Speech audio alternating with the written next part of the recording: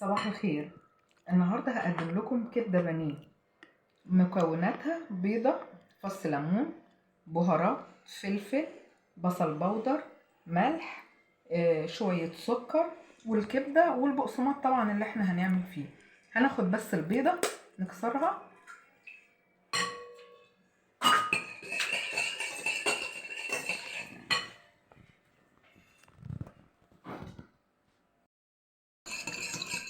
هنحط البهارات والفلفل،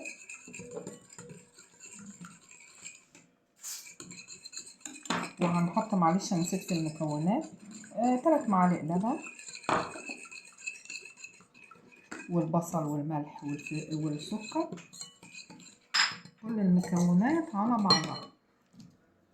معلش عصرة الليمونة بقى، العصارة ما بتجيبش كل مية الليمون، دي احسن حاجة لعصر الليمون، بس بظهر السكين مش اللي بنقطع بيها. خلاص كده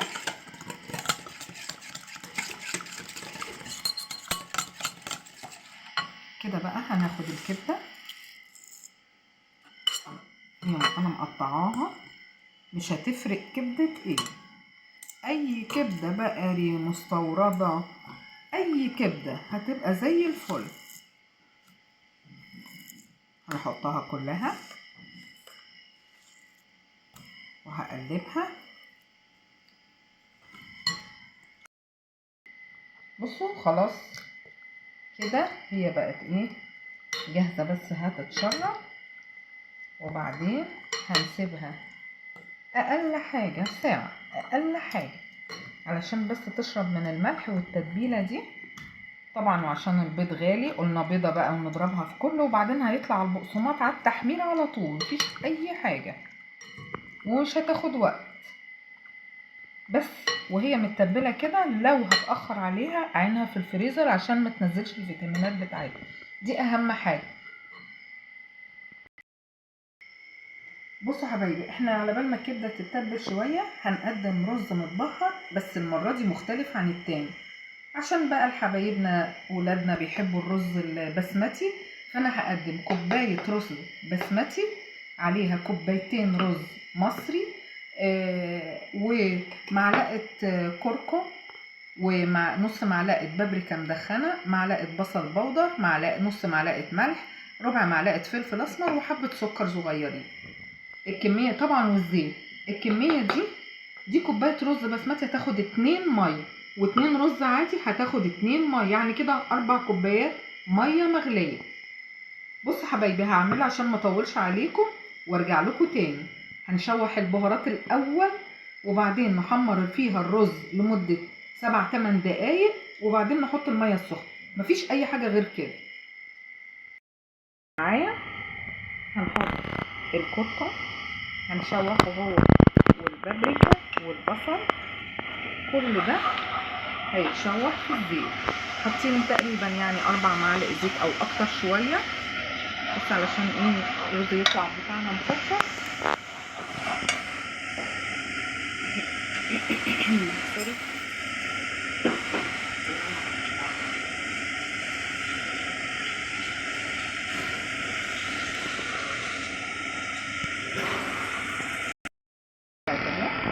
هنحط الرز الابيض،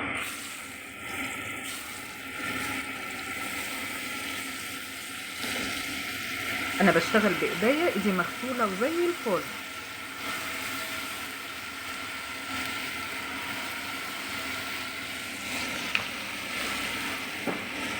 وهنحط الرز البسمتي، نشوح كله مع بعضه.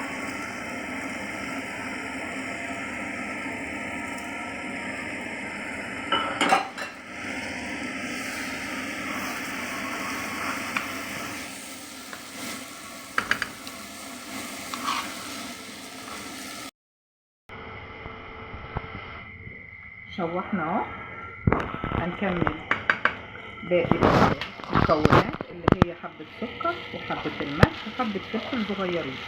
خلاص كده هنحط مقدار المية السخنة، اوكي، وهنسيبه يستوي. طبعا نار عالية في الاول، وبعدين هنوطيله ونحط الشياطة بتاعتنا علشان ياخد السوا الجميل، واحلى رز هتدوقوه ان شاء الله. على بال ما يستوي هطلع وارجع لكم تاني. بصوا حبايبي، خلصنا الرز. ايه رأيكم في جماله؟